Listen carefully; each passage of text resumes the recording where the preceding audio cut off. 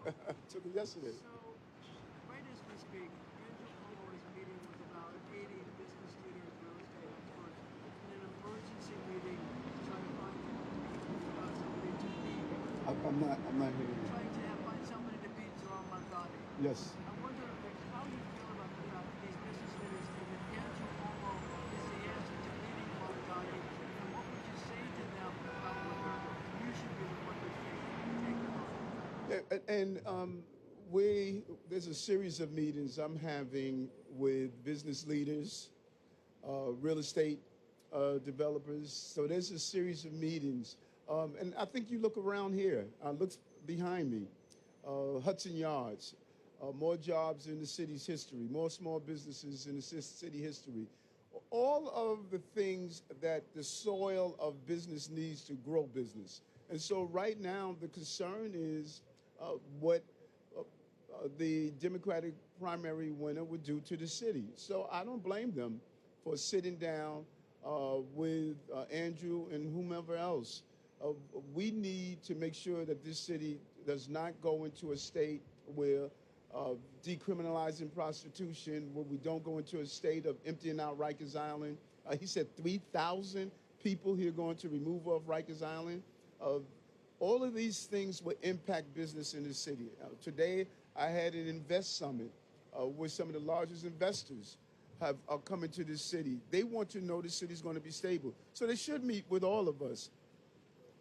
I, just, I,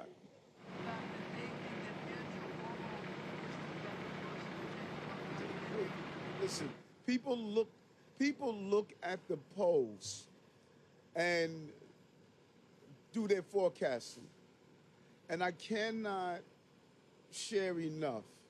7 weeks out from the primary, the poly markets had Cuomo 87% to win.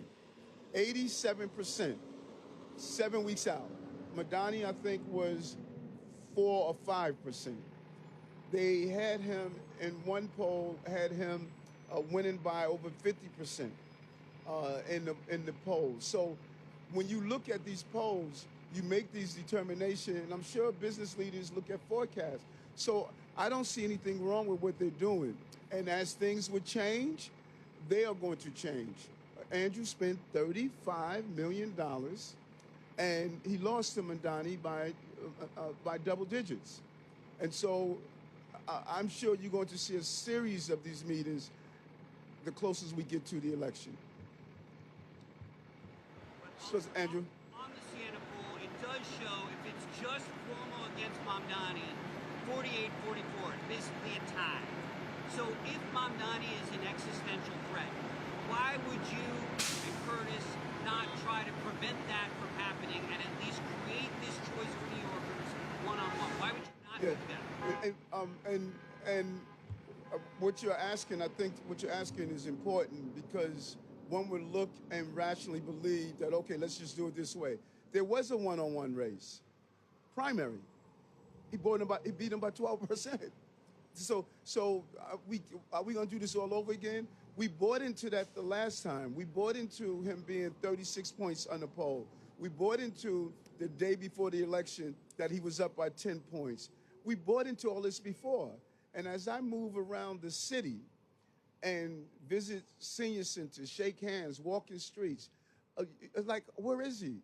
We have seen this before. Campaigning is not walking the streets of the Hamptons. It is walking the streets of Harlem. And so are we going to be duped again? Now, do it once, shame on me, or you, or me, or you. Shame on you. Do it twice, shame on me. I mean, this is like deja vu. Didn't we hear this before? Didn't we hear before that he's the best person to beat Mandani? We heard that. We saw these same polls. You know, I'm amazed that we're using the same evidence to drive home the case that we used before, and we saw what the results are. You know, when you're running against a young, energetic candidate that is willing to walk from one tip of Manhattan to the other, that has the energy, you need someone with that energy, and you have to match it. and you have to really energize the voters. And so it doesn't surprise me that after spending $35 million, he's where he is. Now it's my opportunity to spend my money and get my message out.